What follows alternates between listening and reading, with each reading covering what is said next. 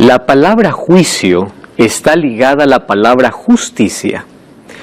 Y es por eso que todo aquel que se siente culpable, la palabra que más teme es la palabra juicio. La Biblia enseña que toda la humanidad va a pasar por un juicio. Y aquí surgen algunas preguntas. ¿Cómo podré pasar yo por el juicio si soy un pecador, por lo tanto soy culpable? Si el juicio da una sentencia, una condenación o liberación, ¿quién nos podrá defender? Además, en este juicio hay un acusador, hay testigos, hay un código. Bienvenido. Está comenzando Biblia Fácil, tu programa de estudio bíblico semanal, y yo estoy una vez más aquí con la palabra de Dios para poder, una vez más, juntos profundizar en aquellas maravillosas enseñanzas que Jesús nos dejó. Hoy hablaremos aquello que Jesús enseñó respecto al juicio, sobre el juicio. El juicio es un tema bíblico, sin embargo, es un tema impopular. ¿Por qué impopular? Muchos tienen temor ver el juicio en la Biblia, otros prefieren no tocar ese tema porque probablemente no comprenden bien el tema del juicio. Sin embargo, el juicio no es para que nosotros podamos tener miedo. ¿Sabes por qué? Porque nuestro abogado jamás ha perdido algún juicio. Nuestro abogado nos va a defender. Es decir, para todo cristiano, el juicio no significa condenación. Para todo buen cristiano, el juicio significa buena noticia, buena esperanza. Porque es allí donde nos declaramos justos, no por nuestros méritos, sino porque los cristianos tenemos el mejor abogado, que es Jesucristo. Bienvenidos amigos, hoy vamos a estudiar un tema fascinante. Ya les dije que es un tema impopular, no todas las iglesias predican este mensaje, a pesar de ser un tema bíblico, simplemente por el hecho de ver al juicio como algo que da terror, da miedo, ¿verdad? Puede asustar a la gente. Sin embargo, vamos a descubrir que el juicio se trata de esperanza. Es verdad que está ligado a la justicia, pero nosotros, si caminamos con aquel que es justo y perfecto, que es Dios, vamos a pasar este juicio de la mejor manera. ¿Estamos listos entonces para abrir la palabra de Dios y descubrir este fascinante tema? Vamos a hacer una oración. Querido Dios, gracias porque hoy nos permites abrir tu palabra y junto a miles de personas que están viendo este programa a través de redes sociales y de la televisión, también podrán comprender aquel tema maravilloso sobre el juicio. Es maravilloso para quienes creemos en ti. Por eso ayúdanos hoy a afianzar nuestra fe, a crecer en relación contigo para que cuando pasemos por este juicio, para nosotros pueda ser la mejor noticia de liberación. Toma nuestra vida en el nombre de Jesús. Amén. ¿Qué cosa es lo que Jesús enseñó acerca del juicio? Primera pregunta que tenemos que responder es la siguiente. ¿Por qué se necesita un juicio? ¿Por qué es necesario un juicio? Si bien es cierto, en un juicio se declara una sentencia, ¿verdad? Una sentencia, si es culpable, es una sentencia de condenación. Pero si es inocente, es una sentencia de liberación. ¿Por qué Dios necesita hacer un juicio? Recordemos que Dios es justo, pero su justicia es revelada. Nadie puede decir Dios es justo, pero no sé cómo hace justicia. Su justicia es abierta. Cuando el pecado entró en el mundo, recordemos que nuestro planeta no fue el único lugar que fue creado por Dios. Dios creó el universo. Incluso hay otros mundos, otros planetas que no cayeron en pecado. La ciencia no ha descubierto todavía seres vivos en otros planetas, pero existen seres que fueron creados por Dios. Más allá de los seres que puedan existir, existen los ángeles. Y todo el universo está a la expectativa de cómo Dios puede tratar al ser humano. Ahora, para que el trato sea justo, entonces tiene que haber un juicio. ¿Correcto? Y a través de ese juicio se determina quién se salva y quién se pierde. ¿Por qué es necesario un juicio? Entonces, voy aquí a aclarar por dos razones fundamentales. Primera razón, porque su justicia es revelada y comprobada ante todo el universo. Y la segunda razón es para que los redimidos, es decir, los salvos en el cielo, no tengan rastro de duda de por qué Jesús salvó a quién y por qué por qué alguien se perdió.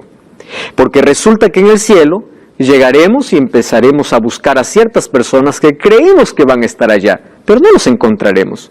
Entonces alguien va a pensar que Dios fue injusto, porque también encontraremos a personas que jamás pensamos que se iban a salvar.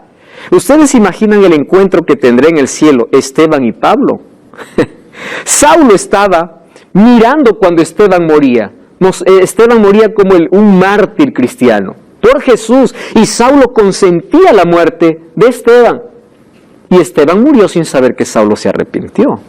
Pero en el cielo estará el asesino y el asesinado juntos. ¿Cómo poder explicar la justicia? Entonces, para eso, ¿qué cosa es necesario? Un juicio. Para responder todas nuestras preguntas, porque la justicia de Dios es revelada ante los seres y ante los redimidos. Todos sabremos por qué se perdió el que se perdió y por qué se salvó aquel que se salvó. El juicio, por eso, es necesario. Ahora, toda la humanidad va a pasar por un juicio. Y nosotros somos conscientes de que vivimos en una sociedad, en un mundo totalmente injusto. Hoy la justicia incluso se compra o se vende. Hay tanta corrupción. Hay tantas personas que están en la cárcel de manera injusta. Y hay tantas personas que están en libertad cuando deberían estar en la cárcel. Esa es la justicia humana. Pero ante la justicia divina, nada se puede esconder. Ante la justicia divina no existe soborno, no existe hipocresía, no existe apariencia. Porque Dios ve más allá de nuestras acciones, Dios ve motivaciones. Probablemente me esté escuchando algún alcalde, algún político, alguna persona que tiene poder e influencia. En tus manos Dios colocó autoridad y responsabilidad. Y es probable que tú estés envuelto en un acto de corrupción. Estoy hablando para un juez que hace pocos días dio un dictamen en contra de alguien que debería estar libre, o de alguien que soltó a alguien que debía tener consecuencias o pagar las consecuencias. Querido, hay un ser justo que está mirando también tus acciones. Y quiero que sepas que tú un día serás juzgado por todo aquello que estás haciendo. Hay gente que violenta a los demás, hay gente que es injusta con los demás, que desprecia a los demás, que quita el pan de los demás. Dios está juzgando, los ángeles están tomando nota de cada acción y Dios conoce incluso tu motivación. Por eso, si tú estás haciendo eso, para de hacer eso, porque un día, por todo aquello que haces, aun cuando nadie te ve y aun cuando pienses que nadie te descubre, Dios te está viendo. Y un día tú y yo pasaremos por un juicio. Toda la humanidad pasará por un juicio. Ahora fíjense una cosa, Mateo 11, 21 y 22, Jesús mismo declara que pasaremos por un juicio. Allí Jesús dice, ¡ay de ti, Corazín! Es impresionante cómo aquí Jesús empieza a hablar sobre dos ciudades. Corazín es una ciudad y ¡ay de ti, Betsaida! Si en Tiro y en Sidón se hubieran hecho los milagros que han sido hechos en vosotras, hace tiempo que se hubieran arrepentido en cilicio y en ceniza. Por tanto, en el día del juicio será más tolerable el castigo para Tiro y para Sidón que para vosotros. Esto ya hablamos un poco en el programa anterior, de que el castigo será gradual, ¿correcto? De acuerdo a las oportunidades que el ser humano desperdició o la maldad que practicó. Sin embargo, Jesús dice, habrá un juicio. Y en el día del juicio, ustedes tendrán mayor castigo que las otras. ¿Por qué? Porque ustedes tuvieron la oportunidad de tenerme a mí. Yo hice milagros y ustedes me rechazaron. Ustedes perdieron la mayor oportunidad. Si estos milagros que ustedes vieron se hubiese hecho en esas ciudades, ellos se hubiesen arrepentido. Entonces, en el día del juicio, el castigo para ustedes será mayor. Jesús está hablando entonces aquí ¿de qué? De un juicio. Maribel. las personas, en la Biblia comenta que hay un libro de la vida, que las personas que le reciben a Jesús, igual van a pasar por el juicio o ya no. Muchas gracias. Esa pregunta voy a responder ahora mismo cuando veamos que hay 3 fases de juicio. Pero voy a responder aquella pregunta. Gracias por hacerla. Ahora fíjense, Jesús dice que hay un juicio. El asunto es lo siguiente. Cuando nosotros somos acusados por alguna cosa y vamos a un juicio, va a depender de 2 cosas para poder ganar ese juicio. Número 1, de nuestra inocencia, ¿verdad?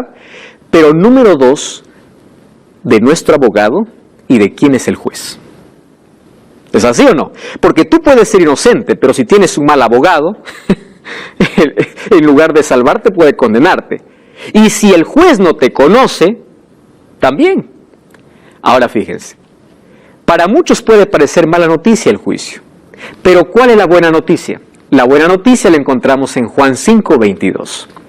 Dice así: el Padre a nadie juzga, sino que todo el juicio le dio ¿a quién? Al Hijo. Wow. ¿Quién es nuestro juez? Cristo. Entonces, si yo quiero pasar bien en este juicio, tengo que ser amigo del abogado y ser amigo del juez. Luego vamos a descubrir que el abogado también es Cristo. Entonces, Cristo se convierte en mi abogado y mi juez. Todo lo que yo tengo que hacer para pasar bien el juicio es que tengo que conocer, tengo que ser amigo del abogado y del juez. Por eso, fíjense aquí. Juan 17:3 dice: la vida eterna consiste en que te conozcan a ti, como el único Dios, y a Jesucristo. Quien conoce a Jesús, su vida va cambiando. Va transformando su carácter y va colocando su vida en armonía con la voluntad de Dios. Cuando pasa por el juicio, quien se presenta no es la persona sola. ¿Con quién se presenta? Con el abogado. Y el abogado le defiende. ¿Correcto? Entonces, en el juicio, cuando tú pasas con el abogado, que es Cristo, tú pasas limpio. No por lo que tú has hecho o no hayas hecho, sino porque los méritos de tu abogado, de aquel que te defiende, dice: yo garantizo. Yo le garantizo. ¿Y por qué Jesús podría garantizarnos? Porque nosotros tenemos una comunión, una relación con Él. Entienden que en el asunto de juicio es cuánta comunión tengamos con Dios, cuánta relación tengamos con Jesús. Hay 2 maneras de presentarnos al juicio. La primera manera es: yo estoy aquí. ¿Quién eres? Fulano de tal. ¿Qué cosas has hecho? Bueno, yo hice buenas obras, hice una ONG, hice tanto bien. Tus mejores obras no alcanzan para pasar este juicio. Pero si tú te presentas con Jesús, Jesús dice: es verdad que Él peca, pero Él me pide perdón. Es verdad que Él comete faltas, pero Él camina conmigo. Mi justicia lo paso a Él. Entonces, los 2 pasamos. ¿Entienden? O sea, por eso es que para un cristiano, el juicio no es un tema de miedo. Es un tema de esperanza. Es más, debemos pasar por el juicio. Y queremos pasar. Miren, Jesús en Mateo 25 contó una parábola. Dice: a los de la derecha llamó cabritos y a los de su izquierda llamó ovejas. A las ovejas les dirá una cosa y los cabritos otra cosa. En una parábola que él contó. ¿Por qué ovejas? Miren, el libro de San Juan capítulo 10 dice: mis ovejas oyen mi voz. Interesante. Somos ovejas porque escuchamos la voz del pastor, reconocemos la voz del pastor. Y aquel que reconoce la voz del pastor y dice: y me siguen, porque escuchan mi voz y me siguen. Aquel que escucha la voz de Dios, aquel que sigue a Dios, que camina con Dios, no debe tener miedo a nada. Porque quien le defiende, ¿quién es? Es Cristo. Entonces, Jesús dice en Juan 5:24: el que oye mi palabra y cree en el que me envió, tiene vida eterna. ¡Wow! ¡Qué promesa! No vendrá condenación porque ha pasado de muerte a vida. Entonces, ¿qué cosa está diciendo aquí Jesús? El que oye mi palabra y cree en mí, si pasa por el juicio, ¿qué cosa no tendrá? Condenación. Romanos 8:1 dice que ninguna condenación hay para los que están en Cristo. Ojo, primero escucho la palabra, creo, acepto a Jesús ¿Y qué cosa es estar en Cristo? Camino con Él. ¿Entienden el proceso? Escuchan la palabra, creen o aceptan a Jesús y caminan con Él. Por eso Romanos 8:1 dice, aquel que está en Cristo, ninguna condenación hay para los que están en Cristo. Se refugian en Él, caminan con Él. Eso es cristianismo auténtico. Relación diaria con Dios. Muy bien, ¿cuántos deberán enfrentar el juicio? Miren 2 Corintios 5:10. El apóstol Pablo dice, es necesario que todos nosotros comparezcamos ante el tribunal de Cristo para que cada uno reciba según lo que haya hecho mientras estaba en el cuerpo, sea bueno o sea malo. Es decir, mientras estaba vivo, ¿correcto? Porque cuando uno muere, el destino se definió según tus obras mientras tú estabas vivo, sea bueno o sea malo. Es necesario que todos comparezcamos ante el juicio. Ya les dije por qué era necesario el juicio, pero aquí hay otro detalle que yo quiero agregar. Fíjense, para los creyentes el juicio es sinónimo de esperanza. Es más, nosotros tenemos que anhelar pasar por el juicio. Y hoy toda la humanidad ya está pasando por un juicio. ¿Cuándo comenzó? En breve ahora lo veremos. ¿Correcto? Porque el juicio en sí es en favor de los creyentes, a favor de aquellos que creen. Todo ser humano entonces va a pasar por un juicio, ¿correcto? Ahora, vamos a otro asunto. ¿Por qué cosas las personas serán juzgadas? ¿Por qué seremos juzgados? Vamos a leer algunos textos aquí interesantes. Eclesiastés capítulo 12, versículo 13 y versículo 14. ¿Puedo leer, Maribel? Eclesiastés 12, 13 y 14. El fin de todo el discurso oído es este. Teme a Dios y guarda sus mandamientos, porque esto es el todo del hombre, porque Dios traerá toda obra a juicio, justamente con toda cosa descubierta, sea buena o sea mala. Gracias. Fíjense una cosa, ¿cómo es que la obra de juicio lo relaciona con temer a Dios y guardar sus mandamientos? ¿Qué relación tienen las dos cosas? Que hay algo interesante. Dice aquí Salomón, todo lo que tú tienes que hacer, todo lo que tienes que hacer es temer. Temer en la Biblia no es tener miedo. Temer significa respetar, reverenciar, amar. El temor tiene que ver con el amor, no con el miedo. Aquí puede traducirse así: ama a Dios, camina con Dios y guarda sus mandamientos. Eso es todo. ¿Por qué? Porque va a haber un juicio. ¡Wow! Entonces, aquel que no teme y no guarda sus mandamientos, no le va a ir bien en el juicio. ¿Y el juicio qué cosa determina? ¿Quién se salva y quién se pierde? Vamos a otro texto.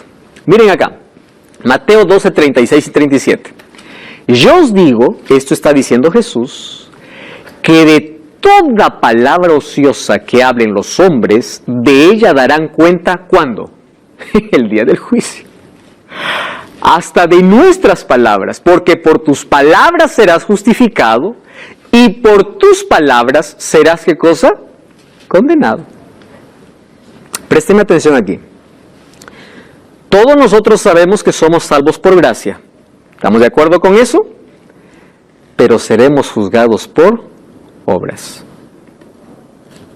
Somos salvos por gracia, juzgados por obras, porque las obras, ojo, aquí un asunto, las obras nunca salvan al ser humano, eso está claro para nosotros, ¿verdad? Las obras son la evidencia, no son la causa, son la consecuencia, porque aquel que está en Cristo, las obras salen de manera natural, pero aquel que quiere salvarse haciendo buenas obras está perdido, porque la salvación no está en las obras está en Cristo, pero aquel que está en Cristo practica buenas obras. Es obediente, es fiel, guarda los mandamientos, hace las cosas porque ama a Dios, porque es fruto de su relación con Dios. ¿Recuerdan en el proceso de santificación? Cuando nosotros tenemos fruto, cuando estamos unidos ¿a quién? A la vid. ¿Quién es la vid? Cristo. ¿Correcto? Muy bien. ¿Cuál será la norma usada en el juicio? Miren, cuando una persona va a ser juzgada, existe un juez, existen libros, hoy voy a los libros, existe un acusador, existen testigos y existe un acusado. ¿Estamos bien hasta ahí? Hay otros elementos más, pero vamos a ilustrar de esa manera. ¿Quién es nuestro abogado? Jesús. Ese abogado, ¿en qué se convierte luego? En nuestro juez. ¿Quién es el acusador? Satanás. ¿Quiénes son los testigos? Los ángeles. ¿Correcto? Pero todo juicio necesita una ley, ¿o no? A ver, ¿cómo yo te voy a condenar si no hay una ley que dice que tú has faltado a la ley para condenarte? ¿Quién es el que coloca la sentencia? La ley. Entonces, el juez todo lo que hace es verificar si aquel acusado faltó a la ley, porque si no faltó la ley es una acusación falsa. Entonces estás libre, ¿por qué? Porque la ley no te condena. ¿Están de acuerdo conmigo? Si no existe una ley, no existe juicio. Porque nadie puede decir, a ver, a mí me parece que, bueno, está bien, libre. No, tú estás condenado porque hoy amanecí mal y estoy de rabia. No, todo está estipulado bajo una ley. Y es la ley quien te dice, tú has faltado a la ley, esa es la consecuencia. ¿Correcto? Ahora, en el juicio divino existe una ley. Eclesiastés 12:3 dice, guarda los mandamientos y teme a Dios porque es todo el hombre. Sin embargo, vamos al libro de Santiago capítulo 1 versículo 25. Miren lo que dice Santiago 1:25 y luego Santiago 2:10 al 12. ¿Está bien? Por favor, Wilfrido. Santiago 1:25, la primera parte. Mas el que mira atentamente en la perfecta ley, la de la libertad, y persevera en ella, no siendo oidor olvidadizo, sino hacedor de la obra, éste será bienaventurado en lo que hace. Muy bien. Wilfrido, ¿cómo se llama la ley? La de la libertad. Gracias. Lo resalté justo eso porque eso me interesa. ¿Por qué es necesario entonces mirar a la expresión, el adjetivo que coloca la ley? ¿Qué cosa es la ley? Perfecta. ¿Por qué es necesario? Porque aquel que mira, y no solo lo mira, sino que persevera en ella, no se olvida, sino hace, este es feliz. Bueno, yo soy feliz mirando, pero ¿por qué soy feliz? La respuesta está en el capítulo 2, versículo 10 al 12. ¿Puedes continuar leyendo, por favor? Porque cualquiera que guardare toda la ley, pero ofendiere en un punto, se hace culpable de todos. Continúa. Porque el que dijo, no cometerás adulterio, también ha dicho, no matarás. Ahora bien, si no cometes adulterio, pero matas, ya te has hecho transgresor de la ley. Así hablad y así haced, como los que habéis de ser juzgado por la ley de la libertad. Gracias. Amigos, el apóstol Santiago es tan claro. Dice así, todos vamos a ser juzgados, ¿correcto? Pero en este juicio, ¿qué cosa hay? Una ley. ¿Cómo se llama esa ley? De la libertad. Pues la ley de la libertad es el amor. Por supuesto que la ley está basada en el amor. Pero para que nadie tenga duda de qué ley se está hablando, es la ley de Éxodo 20. Incluso él toma 2 mandamientos, no matarás y no cometerás adulterio, para que nadie dude. Entonces, ¿de dónde nace la idea? Que la ley fue abolida en la cruz, que hoy ya no necesitamos ley. Por la ley seremos juzgados. ¿De qué ley está hablando Santiago? Miren, vamos a Éxodo capítulo 20. Versículo 13 dice, no matarás. Versículo 14 dice, no cometerás adulterio. El apóstol Santiago está tomando 2 mandamientos de toda la ley, ¿correcto? No es otra ley de la cual está hablando. Algunos dicen, no, esta ley nos esclaviza, esta ley es una carga.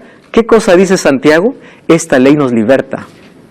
Porque aquel que esté en armonía con la ley no va a ser condenado. ¿Por qué no va a ser condenado? Porque la ley es el reflejo del carácter de Dios y aquel que esté en armonía con la ley de Dios no va a ser condenado porque en su corazón hay amor. La ley refleja el amor. Amor a Dios y amor al prójimo. Ah, no, pastor, la ley ya fue. Queridos, aquel que dice la ley fue para el antiguo, la ley fue para el judío, la ley ya no existe más, tiene que leer lo que dice Santiago. Santiago escribe su carta muchos años después de la resurrección de Cristo. Y él dice, seremos juzgados por esta ley. Y está tomando la ley eterna, la ley escrita por el dedo de Dios. La ley escrita en Éxodo capítulo 20. Y otra cosa, dice así, aquel que guarde toda la ley pero ofende en un punto, quiere decir, miren lo que dice Santiago, aquella ley, que es la ley de la libertad, tienen que guardarla, ¿qué cosa? Toda. Y para que nadie confunda de qué ley estoy hablando, voy a tomar 2 mandamientos de esa ley. No matarás y no cometerás adulterio. Porque por esa ley seremos juzgados. Querido, la ley no es una carga, la ley no es un yugo, la ley es un cerco protector. La ley son principios de felicidad que Dios dio para que el ser humano no pueda caer en la esclavitud. Y aquel que camina en armonía con Dios, Él lo coloca en armonía con su ley. Por una razón, porque su ley está basada en el amor. Los 4 primeros mandamientos tienen que ver con tu amor a Dios. Y los 6 últimos mandamientos tienen que ver con tu amor al prójimo.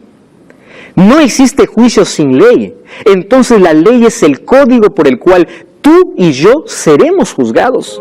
Si alguien te dice que la ley fue abolida, que hoy ya no necesitamos de ley, querido, hoy vamos a comprender en este programa y en el próximo la importancia que tiene la ley. Mas hoy comprendimos que la ley es la norma en el juicio. No cambies el canal. Estamos de regreso. Este es Biblia Fácil.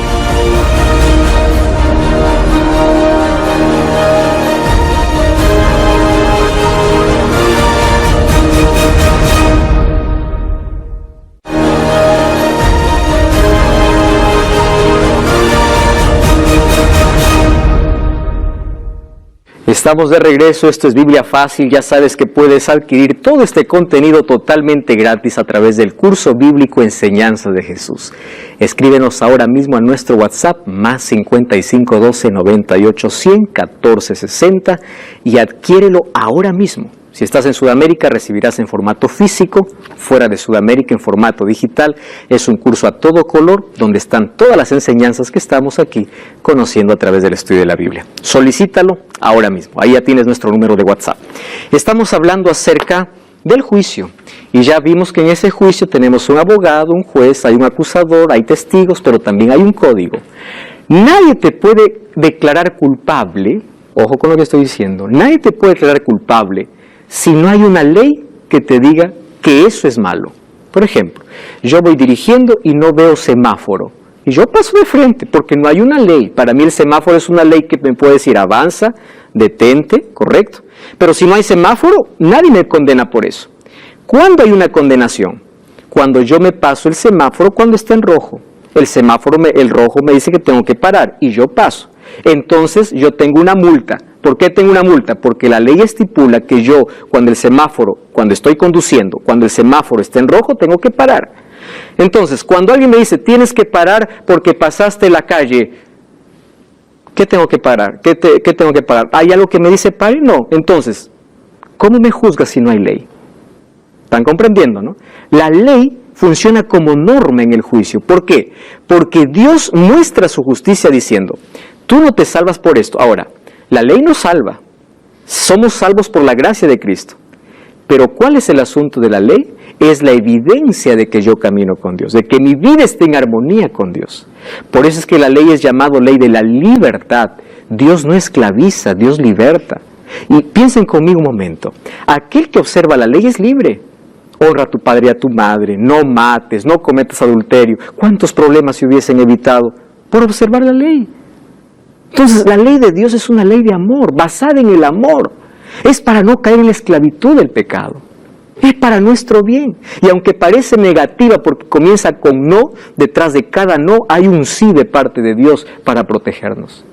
Por eso es que cuando dice somos juzgados por las obras, es cuánto nuestra vida está en armonía con su ley. Porque obras son fe, obediencia, lealtad a Dios. ¿Y cómo demuestro? ¿Cómo lo hago público? ¿Cuáles son esas obras? Esas obras es cuando mi vida está de acuerdo a la ley divina. Soy salvo por la gracia de Dios, pero soy juzgado por obras. Ahora fíjense, la ley de Dios entonces será la norma de juicio. La ley no puede salvar, correcto, pero la ley es la norma de juicio. Es a través de ella que yo conozco el pecado. ¿Cómo yo sé que lo que estoy haciendo es malo? La ley lo dice. Entonces, la ley me puede condenar. ¿Cuándo me condena la ley? Cuando yo rompo la ley. Pero cuando yo no rompo la ley, yo no tengo ningún problema con la ley. Es más, la ley me protege. ¿Comprenden? ¿Para quién entonces la ley es allí una carga tan pesada? Para aquel que le gusta transgredir la ley. Pero para aquel que vive en armonía, no tiene ningún problema. ¿Correcto? El apóstol Pablo dice, el fin de la ley es Cristo. ¿Saben qué significa eso? La finalidad de la ley es Cristo. El objetivo de la ley es Cristo. Porque la ley no fue colocada para salvar. La ley fue colocada para mostrar el pecado. La ley fue colocada para decirte, tú cometiste una falta, pero yo no te salvo. Quien te salva, ¿quién es? Es Cristo. En el próximo programa vamos a hablar detenidamente sobre la ley de Dios. No tiene la función de salvar, pero sí tiene la función de decirnos qué es pecado. Y que nosotros tenemos que cuidarnos de ello porque vamos a ser, ¿qué cosa? Juzgados. Y ese juicio será en base a esa norma, que es la ley de Dios. Muy bien. Por eso se llama la ley de la libertad. El pecado esclaviza, pero la ley nos liberta, la ley nos protege. ¿Correcto? Existen 3 fases de juicio. 3 fases, ¿correcto? La primera fase de juicio se llama juicio investigador o juicio preadvenimiento. ¿Por qué preadvenimiento? Porque ocurre antes de la venida de Jesús. Presten atención aquí. ¿Por qué se necesita un juicio antes de la venida de Jesús? Porque en este juicio se determina cuando Jesús viene, quién resucita y quién no. ¿Se acuerdan de las 2 resurrecciones? En este juicio se determina entonces quién se va y quién se queda. ¿Cómo Dios muestra su justicia para salvar a alguien y condenar a otro? Primero pasando por un juicio. Ese juicio se llama preadvenimiento. Otra cosa que tienen que comprender, en esta primera fase de juicio no entra toda la humanidad. Pero tú puedes decir, ¿acaso no toda la humanidad será juzgada? Es verdad. Pero en esta primera fase de juicio, ¿sabes quiénes entran? Solo aquellos que dicen creer en Jesús. ¿Por qué? Juan 3:16 dice, para que todo aquel que en él crea no se pierda, mas tenga vida eterna. Pero si vas al versículo 18 dice, el que no cree ya fue condenado. Entonces, aquel que dice yo acepto a Jesús y yo creo en Jesús, pasa por la primera fase de juicio. ¿Por qué pasa por la primera fase de juicio? Para comprobar si aquel que dice ser cristiano es. ¿Comprenden? Porque no todo aquel que me dice Señor, Señor entrará en el reino de los cielos, dijo Jesús. Entonces, yo acepto a Jesús, yo amo a Jesús, ya estoy salvo. Espera un momento. Tú pasas por un juicio para comprobar si realmente has entregado tu vida y caminas con Jesús. Entonces, ¿quiénes entran en esta primera fase? Todo aquel que dice creer en Jesús, para comprobar a través de sus obras si su vida está en armonía con Dios. Si realmente fue salvo por la gracia, su vida va a estar transformada y va a estar colocada en armonía con la voluntad de Dios. En la primera fase de juicio pasa todo aquel que dice creer en Jesús, para definir quién de aquel que dice que cree realmente cree. ¿Comprenden esto? No pasa toda la humanidad. ¿Pero por qué no? Porque la Biblia dice, aquel que no cree ya no necesita pasar por un juicio. ¿Por qué no necesita? Porque él mismo eligió ser condenado. No es que Dios le condenó. Él solo eligió ser condenado al no creer en Jesús. ¿Y cuándo inició este juicio? Daniel 7, 9 y 10 dice, estuve mirando hasta que fueron puestos tronos y se sentó un anciano de días. Anciano de días en profecía significa aquel que es sublime, aquel que tiene sabiduría. Y dice, cuyo vestido era blanco como nieve, el pelo de su cabeza como lana limpia, su trono como llama de fuego, las ruedas era como fuego ardiente, un río procedía, salía delante de él. Miren lo que dice, millares de millares le servían, millones de millones asistían, el juez se sentó. ¿De qué está hablando? De un juicio. Y los libros, ¿qué cosa fueron? abiertos. ¡Wow! ¿Cuándo entonces comenzó este juicio? ¿Cuándo comenzó este juicio? Cuando nosotros vamos a Daniel capítulo 8, vamos a encontrar la profecía más larga de toda la Biblia, que se llama la profecía de las 2300 tardes y mañanas. No sé si ustedes han escuchado acerca de esa profecía. Y yo voy a recomendar a mis amigos que están viendo este programa que puedan entrar en YouTube y puedan buscar Biblia Fácil Daniel. Yo aquí no voy a poder explicar con detalles esta profecía. Esto yo lo explico en 2 horas, en 2 programas, y aún así nos falta tiempo. Así que hoy solamente voy a mostrar algunos detalles de las 2300 tardes y mañanas. Dios le muestra a Daniel y dice, 2300 tardes y mañanas y el santuario será purificado. ¿Cuál era el santuario? Aquel santuario que Dios había mandado a Moisés a fabricar en la tierra. Solo que cuando Daniel recibe la visión, piensa que el santuario que va a ser purificado, ¿cuál es? Es el santuario terrenal. Solo que el santuario terrenal fue destruido. ¿Comprenden? Entonces Jesús estaba hablando de un santuario no terrenal, sino de un santuario celestial. Correcto. ¿Qué cosas se hacían en el santuario? Présteme atención aquí porque voy a explicar de manera tan breve. Todos los días se hacían sacrificios. El pecador llevaba un cordero perfecto y lo sacrificaba en el atrio, que era la parte externa del santuario. El sacerdote le daba un cuchillo, él degollaba al cordero, la sangre manchaba su vestido del pecador.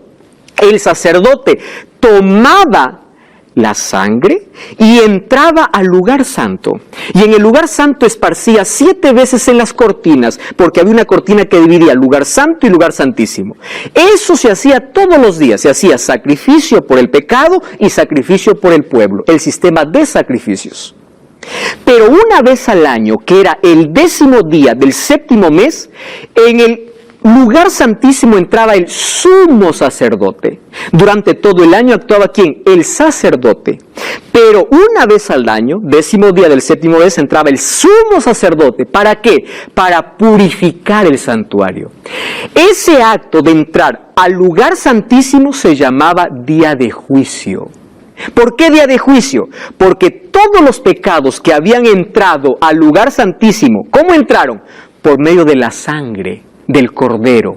Miren, como cuando yo cometí un pecado, colocaba mi mano primero sobre el cordero y confesaba mis pecados. Mi pecado se transfería ¿a quién? A la del cordero. ¿Ese cordero a quién representaba? A Cristo.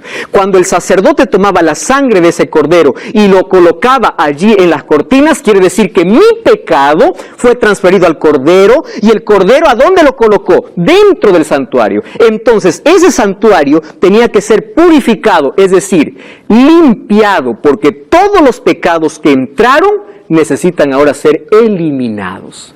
Y ese día se vivía un día de juicio. Todo el pueblo estaba alrededor del santuario. Todo el pueblo, aquel que no se había arrepentido, moría en ese día, porque era un día de juicio. El sumo sacerdote tenía una vestimenta pura porque estaba en la presencia del Dios mismo. Dios descendía. La gloria del Shekinah, que es el término hebreo, la gloria de Dios descendía sobre el santuario. Y allí ocurría la purificación. Entonces, cuando dice 2300 tardes y mañanas, en Daniel capítulo 9, versículo 24 al 27, Dios le muestra a Daniel lo siguiente. El inicio de este periodo está dividido en algunas fechas. Dice, desde la orden para reedificar los muros de Jerusalén, empieza a dividir algunos periodos. ¿Correcto? 70 semanas están determinadas para tu pueblo. ¿Para qué pueblo? Para el pueblo de Israel. 70 semanas equivale a 490 años, porque 70 por 7 es igual a 490. Pero en profecía, un día equivale a un año. ¿Correcto? Según Números 14:34 y según Ezequiel capítulo 4 versículo 6. Un día equivale a un año. 490 años de las 2300 fueron dedicadas solamente ¿para quién? Para el pueblo de Israel. Por eso cuando Jesús vino dijo, yo no he sido enviado sino a salvar a la casa de Israel. Israel estaba viviendo los últimos años de oportunidad. Y Jesús vino para salvarlos, pero ellos se resistieron. Ahora, en esas 70 semanas, ¿saben qué cosa ocurriría? La semana más importante, aparte de la reconstrucción de los muros de Jerusalén, era la última semana, que eran los 7 últimos años. Esos 7 últimos años comenzarían con el ungimiento del Mesías. El ungimiento del Mesías representa el bautismo de Jesús. Y Jesús ya estaba profetizado incluso 600 años antes cuándo sería su bautismo. Jesús se bautizó conforme a la profecía en el año 27. ¿Correcto? Y dice que después del ungimiento, dice que hará cesar el continuo sacrificio a la mitad de semana. ¿Qué significa hará cesar el continuo sacrificio? Que el sistema de sacrificios terminarán. ¿Por qué? Porque Cristo morirá a la mitad de semana. Ahora sumamos 27 más 7, 34. En el año 34 muere Esteban. Y cuando muere Esteban se termina la oportunidad para el pueblo judío. Pero a la mitad de semana morirá Cristo. 27 más 7, 34. ¿Cuál es la mitad? El año 31 Jesús murió. Todo estaba en la profecía. De manera exacta, pero era apenas 70 semanas. Ahora, dice que el santuario será purificado ¿dónde? En el cielo. Y uno puede decir, pastor, ¿acaso el cielo se contamina? Miren, cuando Jesús subió al cielo, fue para hacer la obra de intercesión, para actuar como nuestro sacerdote. Pero después de las 2300 tardes y mañanas o 2300 años, Jesús tomaría una nueva función, que es la función de sumo sacerdote. ¿Por qué sumo sacerdote? Porque a partir de ese tiempo se viviría un juicio. ¿Recuerdan qué significaba cuando el sumo sacerdote entraba? Era un día de juicio. Entonces, después de las 2300 tardes y mañanas, comenzaría Jesús una doble función. No solamente de intercesión, sino también una obra de juicio.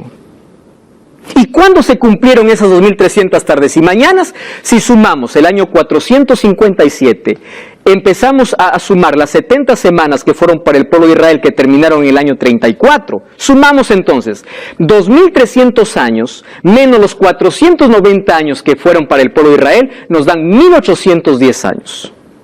¿Qué nos faltaría para llegar a las 2300 tardes y mañanas? ¿Cómo lo sumamos? Es fácil. Nosotros entonces sumamos, ¿cuándo terminaron las 70 semanas? En el año 34, más 1810 años, entonces nos da el año 1844. Esa fecha estaba marcada en el calendario divino como un día de inicio de juicio, ¿dónde? En el santuario celestial. No es que el santuario se haya contaminado de pecado, sino que desde ese día se inicia un juicio y se eliminan los registros de los pecados de todos los hombres. Ahora fíjense una cosa, existe una segunda fase de juicio que es el juicio comprobatorio. 1 Corintios 6:3 dice el apóstol Pablo, ¿no sabéis que nosotros vamos a juzgar a toda la humanidad, incluso a los ángeles? Miren lo que dice Apocalipsis capítulo 20. Vi un trono blanco, el que estaba sentado delante de él, cual huyeron la tierra y el cielo. Ningún lugar se encontró para ellos. Vi muertos, grandes, pequeños, de pie. Los libros fueron abiertos y otro libro fue abierto, donde fueron juzgados los muertos por las cosas que estaban escritas. ¿Dónde? En los libros. ¿Por qué fueron juzgados? Según sus obras. ¿Quiénes juzgan aquí en esta segunda fase? ¿Saben quiénes? Los redimidos. Esta segunda fase se llama juicio comprobatorio. ¿Por qué juicio comprobatorio? Porque en el cielo nosotros tendremos acceso a los registros para saber por qué fulano se perdió. ¿Por qué? Recibió tantas oportunidades, rechazó la gracia de Dios. Entonces, la eternidad comenzará sin un rastro de duda. Este juicio no es para determinar quién se salva. Este juicio se llama comprobatorio porque solamente es para comprobar ¿qué cosa? La justicia divina. ¿Correcto? Nosotros ahora empezamos a juzgar ¿a quiénes? A los perdidos. Ahora existe una tercera fase del juicio. Juan 27 es un texto que ya hemos leído. Dice que Satanás es suelto de su prisión y luego se reúnen todos para atacar el campamento de los santos de la ciudad amada. Descendió fuego del cielo y los consumió. ¿Cómo se llama este juicio? El juicio ejecutivo, es decir, donde se ejecuta la sentencia. Entonces, desde 1844, no sabemos hasta cuándo, nosotros todos pasamos por un juicio. Todos los días. Por eso la Biblia dice, cada mañana nuevas son tus misericordias. Cada día se renueva la gracia de Dios. Cuando nosotros morimos, sellamos nuestro destino. ¿Ustedes saben cuándo somos juzgados? Hoy. Estamos siendo juzgados todos los días. Y el día que nosotros vivimos separados de Dios, estamos condenados, aun cuando digamos que somos creyentes. Pero si hoy estoy perdido y digo, Señor, perdóname, y nuevamente me agarro del brazo poderoso de Jesús, estoy salvo.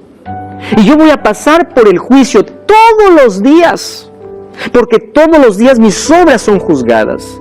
Todos los días hay un enemigo que me acusa, pero todos los días tengo un abogado que me defiende, si es que yo lo busco. Por eso vida cristiana es una relación diaria. No es una relación de una vez por semana ir a la iglesia. Vida cristiana no tiene que ver con las cosas que yo haga para salvarme. Vida cristiana tiene que ver con cuánto tiempo dedico para relacionarme con Cristo. Por eso es que el juicio no es para dar miedo a la gente. Es solamente para invitar que las personas se agarren del brazo de Jesús. Segunda de Pedro 3:7 dice, los cielos y la tierra que existen ahora están reservados por la misma palabra para el día de juicio. Todas las cosas han de ser deshechas. ¿Cómo nosotros podemos andar en santa y piadosa manera de vivir, esperando y apresurando para la venida del día de Dios, en el cual los cielos serán encendidos, serán deshechos, todo será quemado? Pero nosotros esperamos, según sus promesas, cielo nuevo y tierra nueva. ¿Por qué? Porque en esa primera fase de juicio, nosotros nos aferramos del brazo poderoso de Jesús. Los cristianos no tenemos ningún motivo para poder tener miedo al juicio, por una sencilla razón. Porque aquel que hace de Jesús su abogado todos los días, está libre de condenación. Este es el juicio ejecutivo. Cuando la ciudad santa desciende del cielo, dice que los perdidos se levantan como la arena del mar. Y todos quieren hacer guerra, todos quieren conquistar la ciudad santa. Y es en ese momento que viene la ejecución o la tercera fase de juicio, donde serán quemados eternamente. Pero la palabra eterno significa eterno en consecuencias, porque nunca más tienen esperanza de volver a vivir. Es por eso que hoy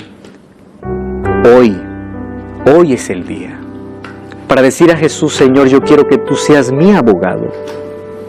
Hoy las puertas del cielo están abiertas. Hoy Jesús es tu abogado. Pero un día ese mismo abogado será tu juez. Y Él te juzgará de acuerdo a un código que es su ley. Las obras no te salvan, lo que te salva es la relación que tengas con Jesús. Por eso hoy te invito a hacer de Jesús la mayor y la mejor experiencia diaria de tu vida. Camina con Jesús. Él es garantía de tu salvación. Coloca a Jesús en el primer lugar de tu vida. Que Él sea lo primero, lo último y lo mejor que tú puedas tener en la vida. Cuando caminas con Él, no existirá ninguna condenación para ti. Pasarás esta primera fase como un salvo, como alguien que espera vivir con Jesús eternamente. Cristo quiere salvar a todos, pero no todos quieren ir con Él.